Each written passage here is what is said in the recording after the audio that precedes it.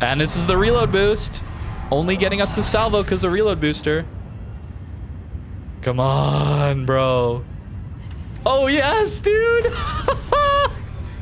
This ship is so nuts, man. Welcome back to World of Warships, everyone. We're playing the Wisconsin today. It's going to be fun, as I've had some great games in it recently. The ship is absolutely incredible at tier 10. The combat instructions give us essentially Bourgogne reload booster combined with the Pan-American specialty of consumable reload. You get that combined into one. So you can use it as a reload booster if you want, or you can use it to be incredibly tanky and get back to your heal and damage control almost instantly. Got some clips of that towards the end of surviving situations. Any other ship, or almost any other ship, I'd likely have died very, very quickly. Wisconsin being a tier 10 though, with essentially an up-tiered Iowa hull, can be a bit of a problem. Fortunately for us, the Citadel is buried below water, so it doesn't get punished when it's broadside. I'm not a huge fan of that design, but what I am a huge fan of is the gunpowder on this ship. 406s aren't really overmatching too much these days at tier 10, so you can actually angle against Wisconsin. Go broadside though, and Battlecruiser Dispersion 2.0 Sigma is going to take you out very quickly. This is exactly what I want out of my battleships. I want consistent damage into broadsides, and I don't want to be getting as much damage when people are angling, because I think they're playing well then. They're respecting the battleship on that flank, and they're not showing their broadside, their weak point. I think they should take less damage in those situations. When I'm playing something like a Vermont, it does really good damage to broadsides, but also has the overmatch into angled ships. With Wisconsin, we got to be a little bit more thoughtful at what we shoot at. Although the Battlecruiser Dispersion 2.0 Sigma thing is incredible. On battleship guns, it's absolutely ridiculous. The Americans also have the 6th upgrade slot, giving us 11% better dispersion as well. Stacking all of these buffs typically results in very consistent damage. It'll still troll you from time to time, alright? It's still a battleship after all. But you have the F key, and that's really incredible. It allows you to either miss a salvo and get another one very quickly, or be a little bit greedy. This Kansas here is showing a lot of broadside. He's turning broadside. But what if this Albemarle pulls out broadside as well? In a Vermont, I'm thinking about waiting, actually. I would probably hold for the Albemarle. Here, though, we can take the shot at the broadside Kansas and actually get ourselves a pretty decent salvo, and still get the salvo in for this Albemarle. It's so incredible having that reload boost on this F key.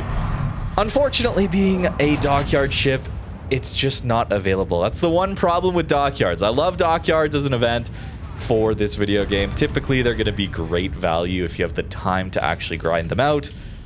Unfortunately, they aren't available later on. That's the only downside I can really see to Dockyard events. And that recently, this year, we've actually seen a couple of Dockyard ships come back only in loot boxes. You have to gamble for them and spend thousands of dollars. It's crazy. We saw that with Prevention coming back, as well as ZF6. I've already made videos on those, so I'm not going to go to it too much here. But if you're wondering if Wisconsin will come back, unfortunately, it looks like it won't, or it won't ever for a reasonable cost if it ever does come back. Which really sucks, okay? I'm sorry to bring that up, but it's such a downer, but it really sucks. If Wargaming, anybody at Wargaming is watching this, could we please bring back some of these for reasonable costs, perhaps? Maybe use your campaigns tab that has been dormant for years at this point, coming up on probably over 5 years since we've had the last campaign. Maybe we could put Dockyards in that tab and just have them permanently available for people to buy into when they want to. Have it as an early access exclusive thing for the first little bit, maybe a year or two, and then after that, the Dockyard's just available to everyone again. Wouldn't that be nice? You get to get paid more often for these ships that people want, and the people who want them actually have a reasonable opportunity to get it. I'd call that a win-win, but I'm not Wargaming, so there's maybe things I just don't understand. Broadside Kremlin, though, is something I definitely understand. At these ranges, we still have Monty shells, so not the best pen, but more than enough to get through Kremlin here. Nearly getting a dev strike on a Kremlin. Absolutely ridiculous. Nice to see a double Citadel there. And using our F key yet again. May as well at this point. Sometimes I am a little too greedy with it. But Kansas is very broadside. This poor review spot and poor tier 8s, honestly. This is a great example of overmatch being a very fun mechanic. Sarcasm, by the way. Did he deserve to lose half his health there? I don't think so. If he goes broadside, sure. I think he can deserve to lose half your HP. But not when you're angled like that. I don't like that as a game mechanic, personally. There's problems with overmatch. There's problems with completely removing overmatch because suddenly everybody just sits bow in or more likely stern in and no one ever does damage to anyone. And then it's just all HE spam only from the back of the map, which wouldn't be fun either. But there's a problem, I think, with that much damage being done at such an angle. Personally, I just don't find that very fun. From either perspective, to be honest with you. It's not that satisfying being the Wisconsin dealing that much damage at that angle. I want that damage into broadside. That's what I'm looking for, right? And as a cruiser, I think we all understand why that's not a very fun experience, all right? The other reason to take a look at Wisconsin today is that it's actually the campaign ship in World of Warships Legends, and I've pretty much got it at this point, so if you'd like to, I could do a video on that ship in that game. It is a little bit different. They don't have F keys, no combat instructions there, but what they did give it is unlimited charges of reload booster. Which is, fair enough, close approximation. But importantly, consumables, you don't have to charge up. So much like the difference between Bungo Spotter Plane and Satsuma's F key for dispersion, both giving better dispersion, it being on a consumable is just more powerful because at the beginning of the game, you can just full send it out instantly without warning. So going over to a full reload booster setup instead of this F key could be stronger for that situation. I'm not sure if they change anything with consumables either. But let me know. I could make some World of Warships Legends content as well. Interestingly, over there, they also gave Preussen Battle Cruiser Dispersion 2.1 Sigma, by the way. That thing is also rather crazy. Now Wiesbaden goes flat broadside to us and eats the Citadel. Now, wouldn't it have been better? I think it would have been more engaging for me personally. I would have enjoyed it more if we did not get that massive salvo when he was angled to us, and then we move that damage over to when he's broadside to us. To me, that's more interesting as the Battleship player. And as a cruiser player, I think it's more engaging too, as I understand more clearly what I did wrong, rather than just feeling like, oh, I'm a tier 8 in tier 10 matchmaker. I guess I'll just explode. That's not very fun either. There's not as much gameplay there. Broadside Napoli, unfortunately, the dispersion trolls us every once in a while. It's not perfect, all right? It's not perfect dispersion, but it is very good the vast majority of the time. Over 200,000 damage in this one already, and we've barely crossed like 9.5 minutes into the battle. Wisconsin on a flank is absolutely crazy. Middle of the map, it can still do some good work. You thought Napoli was dead there, right? You thought I got that Napoli? No, no, no. It trolls from time to time, all right? Maybe I aimed too low there. I don't think I necessarily did. Perhaps aim bugs or anything like that. There's some bugs in this game, unfortunately. Speaking of, though, I think there's a bug or something in the code that says you just get better dispersion against destroyers. There is 4 out of 6, and if you saw the Vermont video recently, we also smashed some destroyers there. For whatever reason, anytime I'm shooting DDs, look at that, that's unlocked. That's unlocked dispersion. How many are we gonna hit this time? 3, 5 out of 9? Right? Like, there's got to be something buffing dispersion against destroyers. There has to be, man. We even get the Confed there. Confed Halsey with Wisconsin is absolutely disgusting. We didn't have the opportunity to take advantage of it too much in this game. And over 2.4k base XP, not an E. Yeah, it's a little bit challenging in some of these ships that more experienced players have. Generally, better players will have. It's a little harder to get the E's there.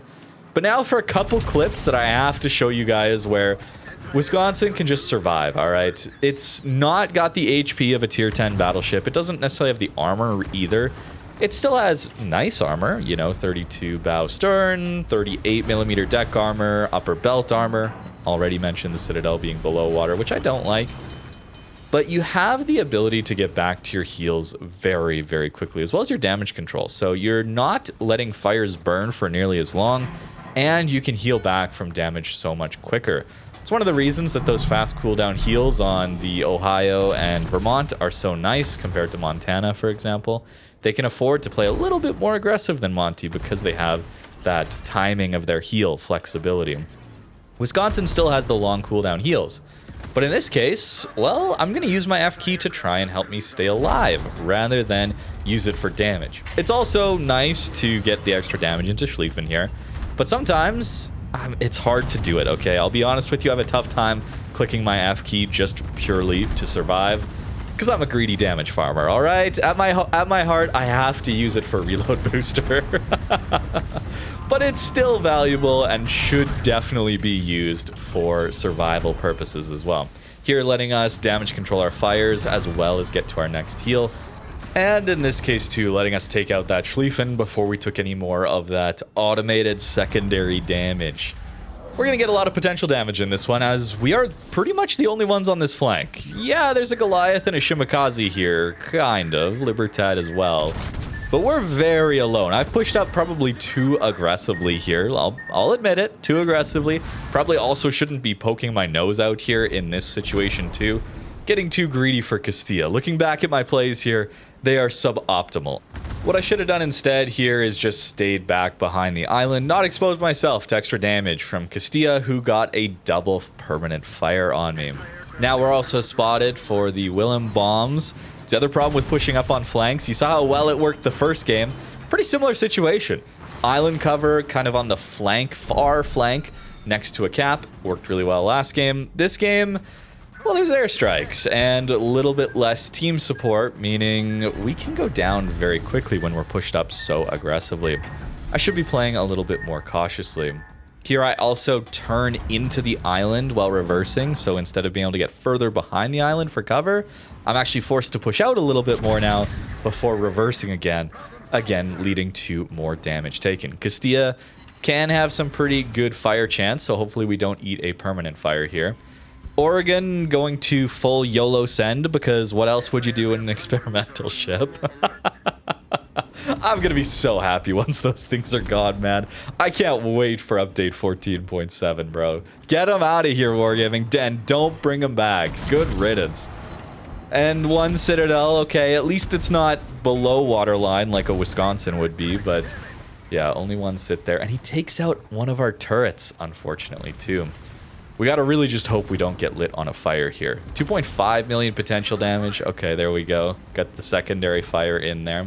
Not a ton of main gun damage. We haven't done actually a lot of damage in this one, but we've tanked a lot, and let's be honest, I probably should have died a long time ago. This fire is going to tick and burn out, so I will go down here, but without this F key, we definitely don't survive nearly that long.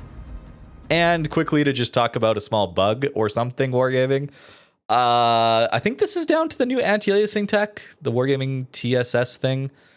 I'm not sure why, but stuff like that's been happening. Moving the camera, items in motion tend to look a little bit weird, okay? That's a very obvious large example, but I notice it a lot on like the rigging on the ships when just on my ship alone. It kind of disappears when we're crossing the ocean. I don't know if you can see that in the videos or not, but on my screen, I definitely can see it. Would really love to see MSAA come back. It's something that doesn't suffer from those problems, and I think looks much cleaner. But let's get back to surviving situations that I really shouldn't be able to, thanks to this F key. We've pushed way too aggressive here. Our Des Moines pushed even more aggressive and died way quicker, but I should have seen that and not over push. So we're going to take quite a lot of damage. Even without eating Citadels there, that is a ton. Actually, did we eat a Citadel? Because we can't get full value out of our heal there. Maybe I ate a Citadel there now that I'm looking at it. Very interesting. Regardless, that doesn't seem to matter, as I've eaten so much other damage that we still get a full heal anyway, thanks to this F key getting us back to that heal and damage control, allowing me to actually get rid of the fires. Maybe have a chance at going dark here too. I'm running the damage control mod in the first slot. Maybe that's why my turret got taken out in the previous clip, by the way. But what it does do is it gives me another 10 seconds of immunity time. And that's what we have right here. Perhaps ensuring we don't eat that last second instant fire that will get us lit again. At least that's what I'm hoping for here. That's one of the reasons that I do enjoy running that extra duration on the damage control. And we do manage to get away here. So that is the Wisconsin these days in World of Warships. Obviously, you didn't expect it to be power crept, I don't think, and it certainly is not. This ship is still absolutely incredible. Again, just really wish there was an option to bring these back for reasonable prices. Something, Wargaming, please. It's been 10 years. You got to figure out a way to bring some of this content back that's so good that people want without forcing them to gamble for it or spend thousands of dollars to guarantee they get it through those gambling events. That's ridiculous. Absolutely ridiculous. Here's the build that I was running. Had some turret traverse issues there. I am greeting for the 40% cooldown here, which is very useful. I really like it a lot. Also greeting for heavy AP. So still surviving some of those situations, even with that increased fire duration there. Perhaps too greedy. The thing I may want to do is actually run turret traverse here if I want to go for that 2-pointer on my commander. Something to think about, but here's the build. Obviously wanting accuracy at all costs on these things. Battleships, we just want accuracy in general, but when we have Battle Cruiser Dispersion 2.0 Sigma, building into it feels really, really good. Very consistent, and sure, not a lot of overmatch, but I like that. I want a little bit less overmatch in the game. I want more consistent damage into broadsides. And that's what I'm getting here with the Wisconsin. Sorry, did I say campaigns? I hope I said campaigns. This is the tab I was referring to, by the way. Imagine instead of just having these old campaigns here, which, by the way, if you're new to the game, you should go through. There's some excellent commanders here. Like, yeah, there's even a premium ship. If you're wanting Halsey, Halsey's pretty incredible. Here he is. This is how you get him. And you could just run through the campaign for free, which is super cool. Back when they did events more for free stuff. I don't know. Maybe next update's going to be crazy for free-to-play players and that, hopefully. But what if there was more options? Like, what if there was a Wisconsin Dockyard available here? And in order to get into it, you just had to pay the entrance fee to what the Dockyard was whenever it was initially released. Or if you already paid into a Dockyard and you didn't have the time to finish it, maybe a year or two later, after that early access period is out, it shows up here again. And if you've already bought into that Dockyard, well, when it shows up finally out of its early access period, you can just click in and you already have it because you already bought it a couple years ago and unfortunately didn't have the time to finish it. And then you can just continue where you left off on your progress. I think that'd be really cool. They also put a lot of time and effort into the art assets for these Dockyards. So instead of just, you know, kind of a plain background like this has, you could just get the whole port building the ship Dockyard again. I think it's just really cool way to bring back old content, and they won't go for it, will they? I'm talking to a brick wall at this point, unfortunately. But that's my idea. I'm sure you guys would be in favor of it too, because it would be super player friendly and allow for people to get access to some of this content that has been locked away and is really fun, and I think a lot of people are interested in. But let me know what you think in the comments down below. And actually, while I'm talking about a little bit of the anti-aliasing thing, maybe you're wondering, why did I go back to using it? Well, I ran into a problem with not running any of these blurry TAA, TSS things, where the whole bottom half of my screen, when I scoped in looking into the sun directly in game, the whole bottom of my screen, the ocean, started flickering, like really badly. So I was worried there would be some like epilepsy problems if I released that in a video. I don't know if it was that bad, but I mean, I don't want to risk that, right, in one of my videos. So turned it back on, unfortunately, but I'm still running into some of these blurry, buggy issues. And this was the most extreme one so far, but there's some subtle ones that I definitely notice each time when I'm playing the game, unfortunately. So please, Wargaming, bring back MSAA. Bring back the option that we've had for like 10 years at this point, please. Anyways, I'm going to go. Thank you very much for watching and have a great rest of your day.